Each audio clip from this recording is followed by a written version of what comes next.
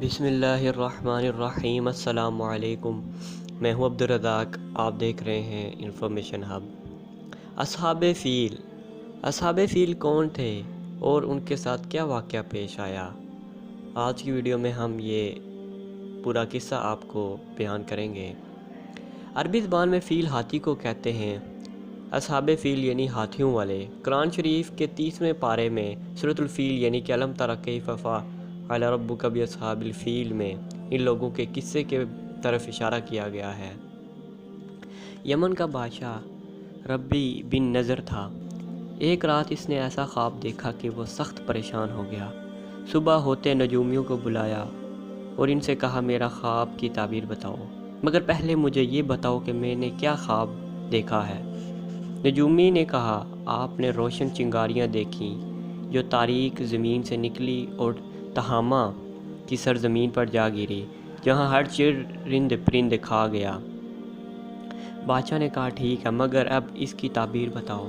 وہ بولا کوئی 70 سال بعد یمن پر حبشہ کا تسلط ہو جائے گا۔ بادشاہ نے پوچھا پھر یہ حکومت کب تک رہے گی؟ کہا 70 سال کے بعد ختم ہو جائے گی۔ بولا اسے بنو غالب کا ایک پیغمبر برباد کر دے گا۔ پھر اس نے شک نجومی کو بلایا تو اس نے بھی یہی خواب کی تعبیر بتائی۔ ربی کے بعد حمیر بن صبا حکومت میں منتقل ہو گیا اور نخیسہ بادشاہ بن گیا۔ یہ بڑا ظالم تھا تو اسے ایک نوجوان تیان نے قتل کر دیا، جسے ذو نواس بھی کہتے ہیں۔ ذو نواس یہاں کا بادشاہ بن گیا۔ وہ بڑا متعصب یہودی تھا۔ اسے معلوم ہوا کہ نجران کے باشندے عیسائی ہو گئے ہیں تو اس نے آگ میں سب کو جلا دیا۔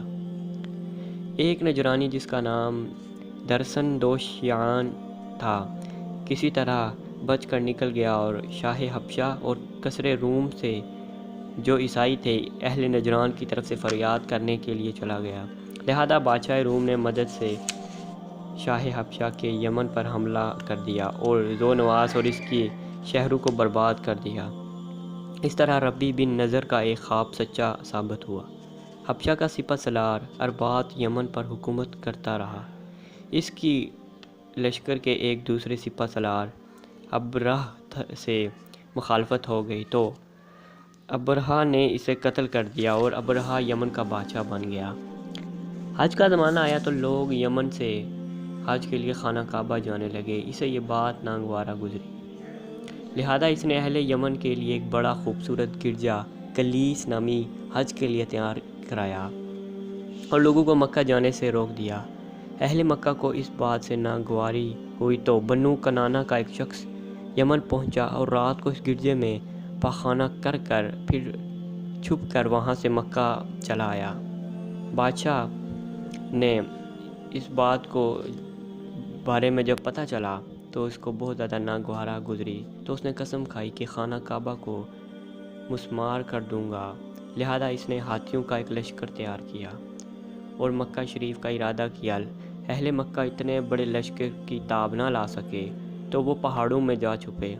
حضرت عبدالمطلب ہمارے نبی اکرم صلی اللہ علیہ وسلم کے دادا یہ کہہ کر پہاڑوں میں جا چھپے کہ جس کا گھر ہے وہ خود حفاظت کرے۔ چنانچہ جب یہ لشکر مکہ پہنچا تو اللہ تعالیٰ نے ان پر عذاب نازل کر دیا اور سب وہیں مر گئے۔